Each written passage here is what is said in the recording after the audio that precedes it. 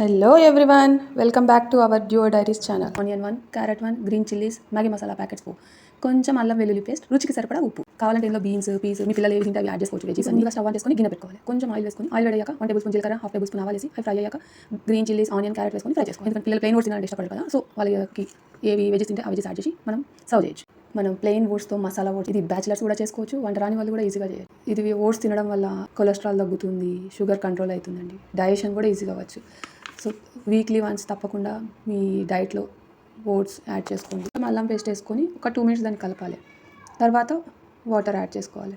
ఇక్కడ మేమైతే 2 glasses water add చేసినామండి. ఒక గ్లాస్ ఓట్స్కి 2 గ్లాస్ వాటర్ యాడ్ చేస్తున్నాం. మాకు థిక్గా తినడం వల్ల ఇప్పుడు రుచికి సరిపడా గ్లాసెస్ వాటర్ యాడ్ చేస్తున్నాం. ఇంకొంచెం లూజ్గా కావాలంటే 2.5 గ్లాసెస్ వాటర్ యాడ్ చేసుకోవచ్చు. ఇప్పుడు ఇందులో మ్యాగీ మసాలా యాడ్ చేసుకోవాలి.